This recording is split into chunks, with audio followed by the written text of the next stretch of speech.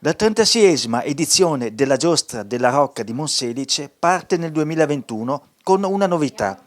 Ci sarà il piatto di Federico II che ognuno potrà degustare dal mese di settembre nei vari ristoranti e trattorie del territorio. Il progetto è stato fortemente voluto dall'amministrazione comunale di Monselice, in particolare dall'assessore alla Giostra della Rocca Luca Piccolo, che in collaborazione con il Comitato Giostra, Ascom, Confcommercio e Proloco di Monselice ha dato il via alla novità gastronomica. La presentazione del progetto del piatto di Federico II è avvenuta nella sede della provincia di Padova, dove è stato poi presentato il programma della giostra e la serie di incontri storici Stupor Mundi, presentata dall'assessore alla cultura Andrea Parolo. Il 27 e 28 agosto è prevista la selezione dei piatti composta da una giuria di cuochi e giornalisti enogastronomici. Il piatto vincitore diventerà patrimonio pubblico e tutti i ristoranti potranno copiare la ricetta e realizzare ai propri clienti il piatto di Federico II. In questo particolare momento di pandemia, come gestite gli eventi? La gestione degli eventi è fatta mantenendo quelle che sono le regole. Quello di avere da parte dei partecipanti la prenotazione che è obbligatoria, al momento dell'arrivo la registrazione del nome di un recapito, la misurazione della temperatura, la disinfezione delle mani e raccomandiamo l'uso della mascherina. Come mai l'idea di un piatto dedicato a Federico II?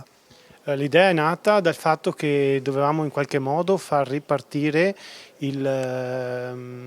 l'economia di Monselice e ristorazione di Monselice, che è stata in questi ultimi anni, ormai bisogna dire ormai anni, in qualche modo penalizzata dal Covid. Quindi mancava a Monselice un piatto caratteristico del posto e per questo motivo abbiamo pensato di creare questo piatto legato a Federico II, alla storicità di Monselice e a quello che è l'ambiente Monselice puro. Difatti parteciperanno a questo piatto solo e esclusivamente ristoratori di Monselice. In questi giorni tutta l'attenzione è concentrata su Padova, ma il territorio della Regione Veneto offre veramente tanti angoli di bellezza, soprattutto per quanto riguarda l'enogastronomia. Senza ombra di dubbio, Padova rappresenta un faro, perché il conseguimento di questo riconoscimento di Urbs Picta permette di porsi a livello internazionale come un sito di grande interesse. Però noi lo sappiamo bene che l'Italia è un paese in cui ogni piccola realtà, ogni singolo comune ha dei tesori da un punto di vista storico, artistico, architettonico, e allora noi dobbiamo valorizzarli. E oggi si propone il bello che propone la città di Monselice, un bello che passa anche attraverso il gusto, perché come ci dice il latino, no? Il verbo sapere contiene la radice etimologica di sapio, che significa avere gusto. Allora il sapere, la conoscenza passa attraverso il gusto e quindi passa attraverso anche la cucina, che è motivo quindi di interesse per la tradizione, per la storia e per la cultura. L'arte culinaria appartiene alla tradizione e affondano le radici sempre a questa grande figura che è legata alla storia di Monselice, che è Federico II di Svevia. Sappiamo che Federico II porta il mandorlo nelle nostre zone, introduce il cappero, ma abbiamo trovato anche tracce proprio di piatti tipici a base di carne, sia carne da cortile come pollame e conigli, ma soprattutto di lattonziolo. Il lattonziolo si tratta del cinghiale piccolino o del maiale piccolino. Ovvio, adesso la fantasia aspetterà ai cuochi rimettere in sesto un piatto che andrà a caratterizzare l'arte culinaria della nostra peculiare città di Monselice. Cosa consiste il progetto Stupor Mundi? È un insieme di eventi, di appuntamenti che sono finalizzati a promuovere la divulgazione storico-medievale dedicata all'imperatore Federico II, figura storica che è indissolubilmente legata a Monselice, in quanto per volontà di Federico II fu fatto erigere il mastio federiciano sulla sommità del colle, che rappresenta una delle testimonianze, anzi un lascito, un'eredità federiciana, ma è anche il simbolo della città di Monselice, della città della Rocca.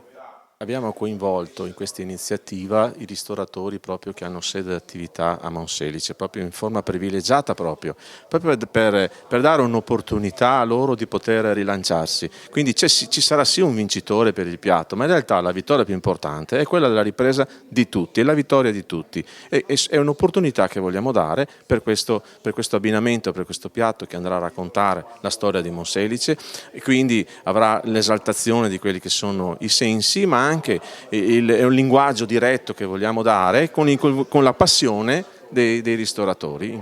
Perché Federico II di Svevia ci affascina così tanto?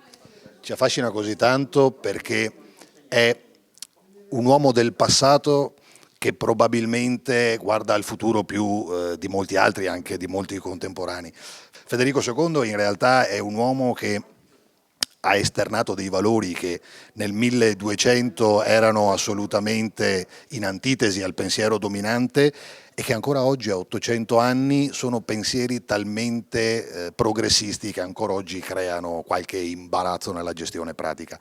È un uomo del passato che guarda al futuro e quindi insomma è divenuto immortale, e questa sua immortalità e questo suo essere assolutamente contemporaneo sempre l'ha reso un personaggio ai limiti del mistico. Qual è il ruolo della provincia di Padova in tema di manifestazioni e grandi eventi che coinvolgono il territorio? Sì, il ruolo della provincia di Padova è principalmente quello di enfatizzare le manifestazioni e gli eventi culturali che si svolgono nei 102 comuni che compongono appunto il territorio provinciale.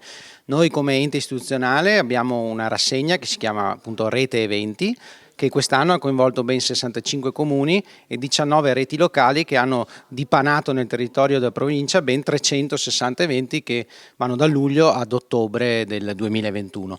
È una delega molto importante che ci aiuta a promuovere il territorio sia per quanto riguarda le province limitrofe sia per il territorio nazionale e ovviamente anche il turismo che viene dalle altre realtà europee.